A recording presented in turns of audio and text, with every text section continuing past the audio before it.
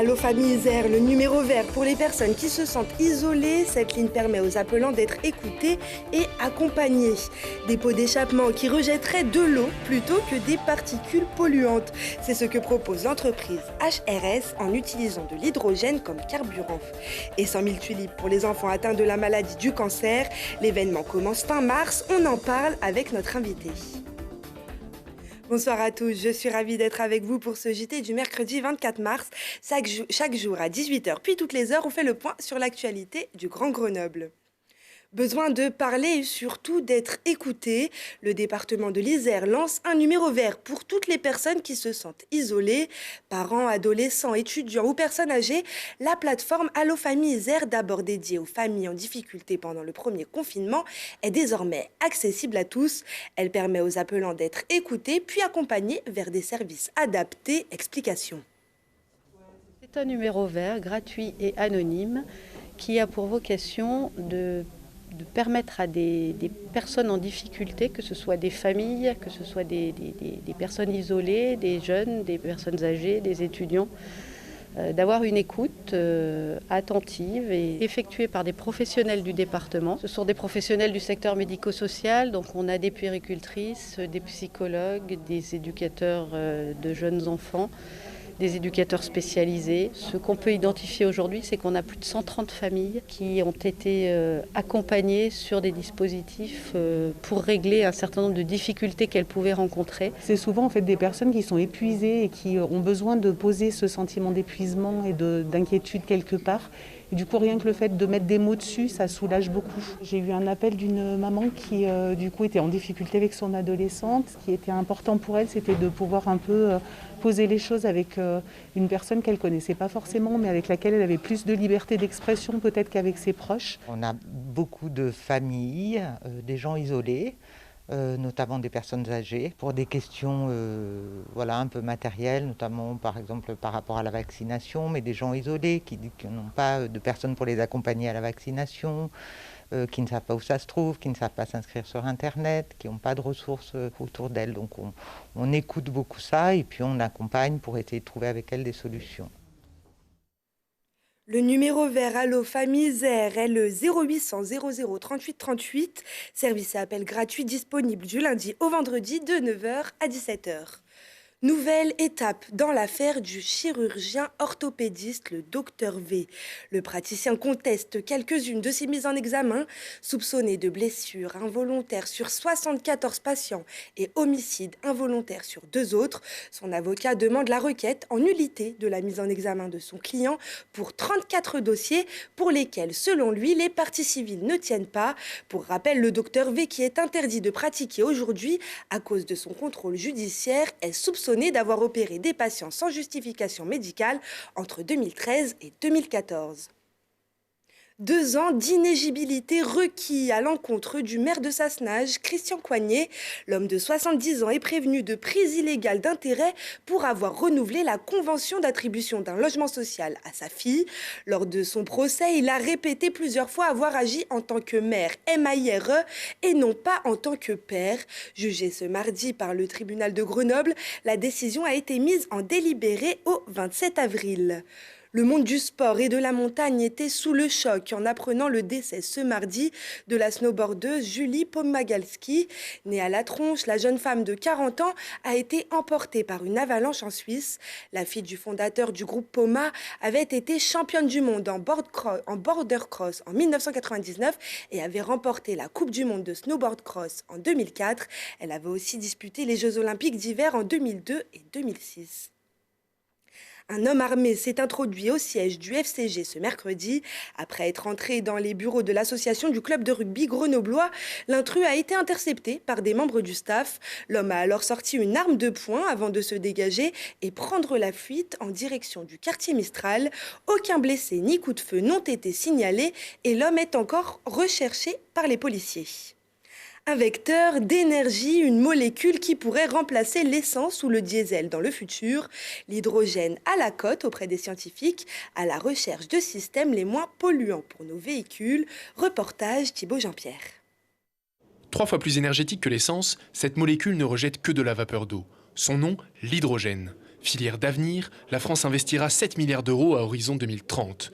Les stations de ravitaillement à hydrogène de l'entreprise HRS pour Hydrogen Refueling Solutions ont assurément le vent en poupe. Vous avez beaucoup d'industries qui ont fait le pari de l'hydrogène. Je ne vais pas citer les grands noms de l'industrie, de l'ingénierie, qui travaillent beaucoup sur l'hydrogène. Donc oui, moi j'y crois et oui, je pense que c'est une vraie énergie d'avenir qui peut remplacer les sources d'énergie à émissions polluantes. Créée en 2004, l'entreprise iséroise HRS est spécialisée dans la fabrication des stations de chargement à hydrogène à forte capacité. Distribuée à 350 ou à 700 bars, cette molécule s'adresse aussi bien aux véhicules lourds que légers. L'enjeu, verdir un hydrogène jaune dont la production provient à 95% des énergies non renouvelables. De toute façon, même si on prend l'hydrogène jaune, c'est de toute façon plus propre et beaucoup plus propre que d'utiliser une voiture thermique, ça c'est sûr. Voilà. L'ambition est évidemment de tendre vers l'hydrogène complètement vert. Donc c'est pour ça qu'il y a de gros projets en ce moment de génération, si vous voulez, de très gros électrolyseurs proches de sources d'énergie renouvelables. Entrée en bourse en février 2021, HRS a levé 74 millions d'euros.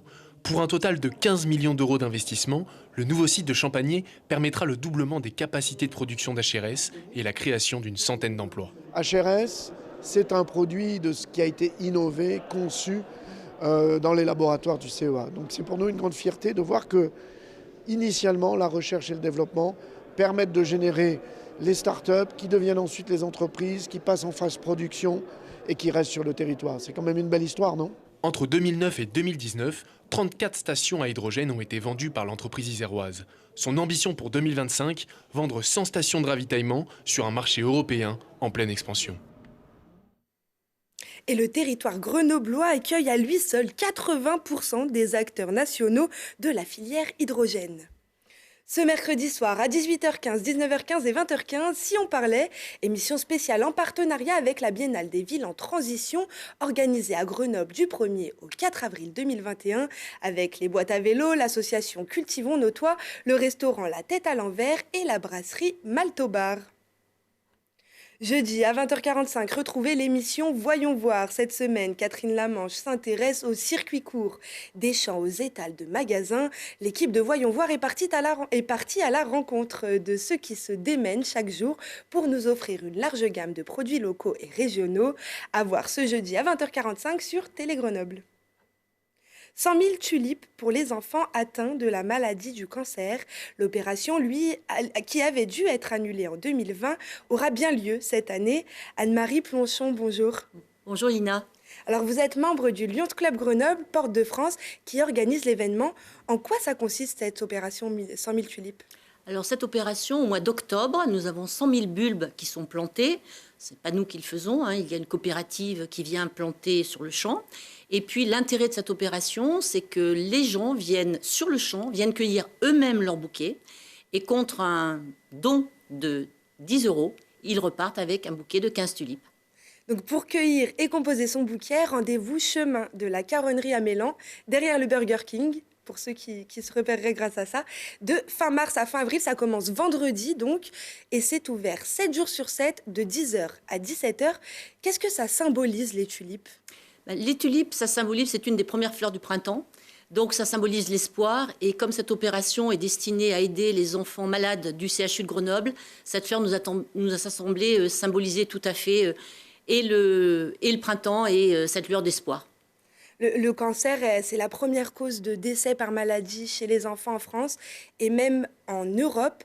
Et ça augmente, ce sont des chiffres qui augmentent chaque année.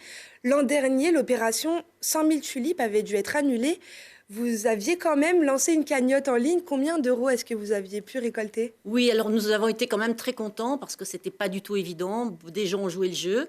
Et cette opération particulière nous avait permis de remettre 7 300 € au professeur Dominique Plantas, donc du CHU de Grenoble, qui s'occupe du service des enfants atteints de la maladie du cancer.